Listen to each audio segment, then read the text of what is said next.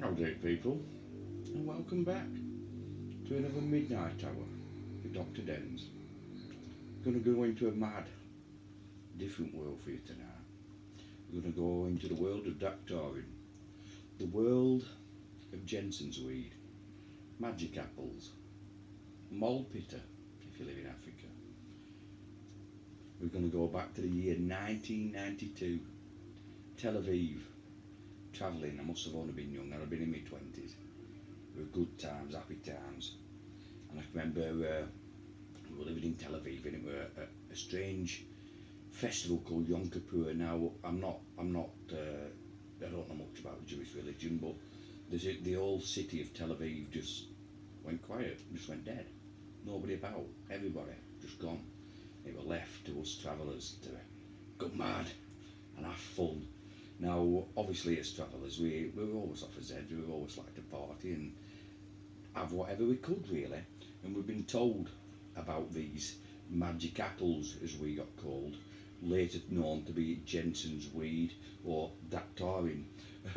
Later found out that it's up in one of the most poisonous substances known to man. But, you know, we had it.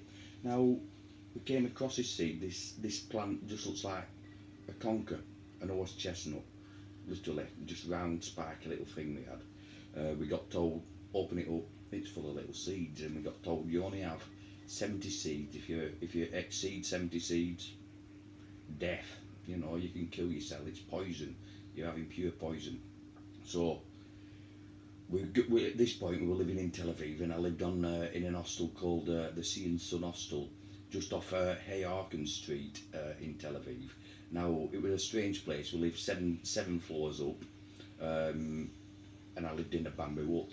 There were 4 bamboo huts all next to each other. No, 2 next to each other, 2 across, and some settees and things like that.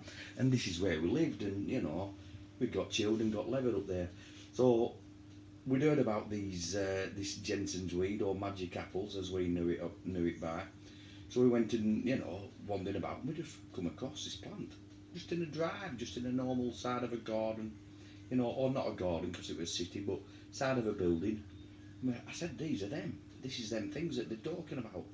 So I picked them, we ended up with, I don't know, half a carrier bag full of them, something like that.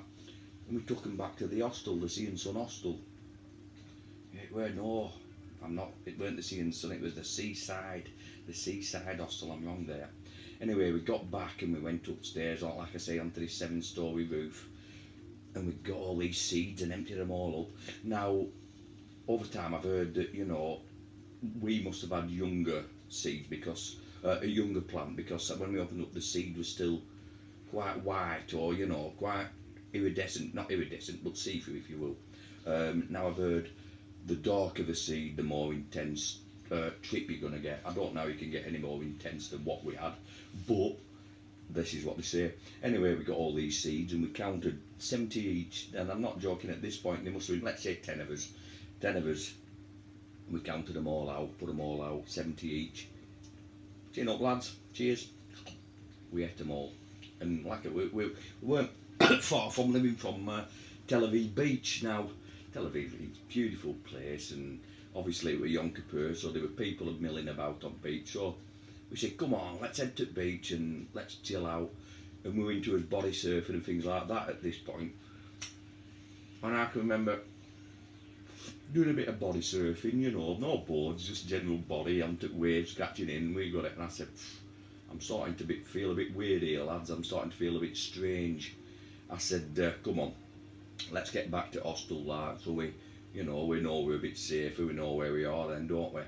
Now, I can remember getting up to hostel and thinking, fucking hell, a bit strange this, and all of a sudden I can remember, as well, I was smoking a joint. Now, I don't think I were smoking a joint, but all of a sudden I had a joint in my mouth, and I was dropping ash down my top, and I was going, what the bloody hell's that, you know, dropping it off, and I saw a few people doing it. That must have been a start, the poison starting to kick in. Now, at this point, I must have got up and gone into me bamboo hut. Now, you've got to think these bamboo huts, they were just a bamboo hut, a square hut, two bunk beds, a bit of shit here, waste clothes and stuff hanging up. Door with just a blanket, and I must have got up and gone and laid down in there and chilled out, you know. And I can remember on his bed, you had your bunk bed, and I went bottom bunk, and they weren't like lats, it was just a board with a mattress on, you know, on board above me. And I can remember one of my friends was sat there, Scruff. Now, at this point, like I say, I think for good people who weren't having the pills, they said they watched us, and they said for a good 8 hours we were all sat about convulsing, and this is obviously the poisons, the pure poisons pumping through your body, taking you to edge of death, you know what I mean? These are severe, these trips. This is, again, as I'm telling these stories, it might sound, wow, let's try this out. I don't recommend it, people, unless you're very, very headstrong. These are not playing about trips. When you have things like mushrooms and acid tabs and, you know, things like that, when you start to lose control, you can fight it and try and bring yourself back. With these, you can't. You're gone. Once you're gone, you are gone. You've gone to different worlds, different places. Anyway, back to where we were. I can remember being sat on bed, or led on bed, and I looked at my mate, Scruffer from Northern Ireland, a good lad, and he looked at me, and I don't even think he were there, and he started, joint dens, and I can remember taking joint off him, and the feeling, I could feel the smoke, I could feel it all coming, you know, going down my throat, I was blowing it out, and I can remember just doing that, and I led back on the bed, and as I led back I looked up, and the wood board, my mate's face just appeared, and he was going, and I can remember looking up, and I said, fucking hell, man, how are you doing that? I said, that's amazing, is that what's going on? And I can remember looking up, and I was led on bed here, say this from my bed, door here in front of me. I can remember looking up, and my friends from home, you know, good lads from home, were walking in, and I can remember saying, whoa, what are you lot doing here, lads? Wow, that's amazing. And they were sat down and they were smoking joints with me and things like that. And then I'm not gonna lie, it must have gone. Now you gotta think again, there were 10 of us that had these all at the same time, and throughout a good 3 days, or maybe 2 days, not one of us talked to each other. We were all doing different things. Now, I can recollect various different things, but not a lot. It's my memories of this trip is what people have told me. Now, people said they saw me in Tel Aviv walking down the street with a shoe in my hand, holding it in the air and shouting and things like that. Now, one thing I can remember, and I don't know how I can remember it, maybe it's because somebody told me this, but I have a slight recollection of sitting on steps, and someone said I was there for hours and hours and hours, and you know, you've got your railings going up your banister. I was just literally, they said I was sat going like that for hours and hours and hours, just putting my hand through it. And this couple who were talking to me after, they come walking up, and they said they had a loaf of bread in their hand, and I said, oh, excuse me, can I get a mouthful of that, please? So obviously, you must be somewhat coherent to be talking to people, but not enough. And they said they handed me a loaf of bread, laughing to themselves. And I said, nah, you're right, I don't smoke. And they said they looked upstairs, and they said at top of the stairs there was somebody holding the trainer in their hand. Yeah, mum, yeah, no problem, yeah. Talking away to the mum, so it must have looked like a lunatic asylum.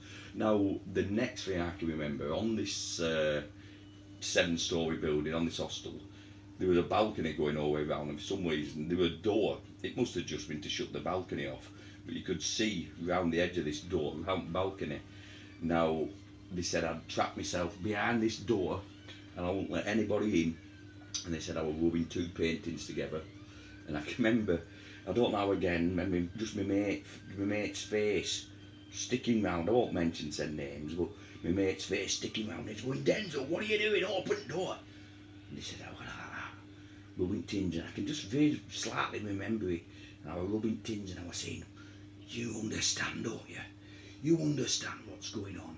And you're babbling. But no, I can't remember much else. All I can remember is approximately must be day 3 coming out to this intense trip and thinking, I feel weird, I feel funny, I feel ill, and my hands had swollen. I'm not joking you, they'd swollen up in my hands to a weird size. Now I'm putting that down to poisons.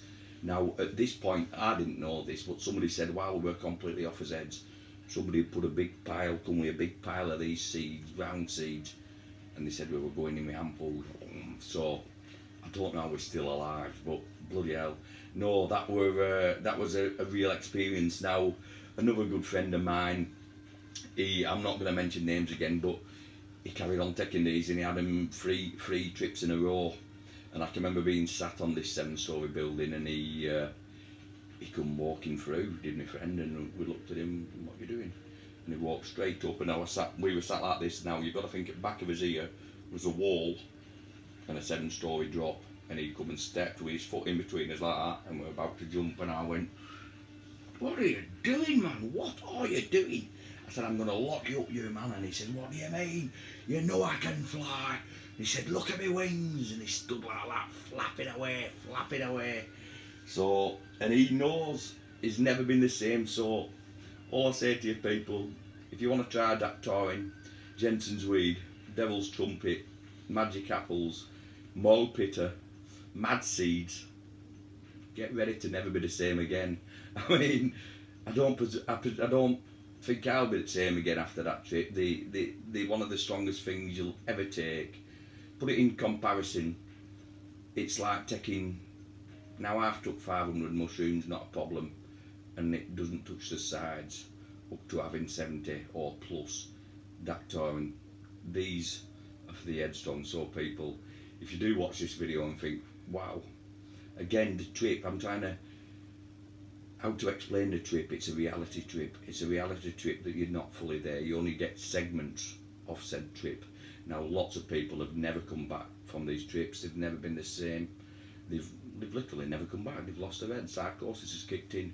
So please people, if you do watch this video and you think, I'd be interested in trying them, don't do it half-heartedly. Get ready, be prepared, get people round you to keep you safe and keep you, I actually brought some home with me from Israel. I put them in a talcum powder tub and I brought some home, and I gave my friend some, only 70, I brought 70 home, 1 dose. And one of my friends, again I won't mention names, he had it, and we had such a laugh. If you do, one of your friends does take it, look after him, take care of him, but you can laugh in the face. They don't know you're there, they haven't got a clue, they're in a different world. So I hope you enjoyed that anyway people. That was another midnight hour from Dr. Dens. It's been a while, but they do come. I'm going to put them in odd sections here and there. So once again people, that was Dr. Dens 1993 Datura trip in Tel Aviv. Happy days. You've got to live your life people, don't let it waste away. Don't be buying silly things with money you haven't got. Remember, if you have any money, go and enjoy yourself. It's what life's about people.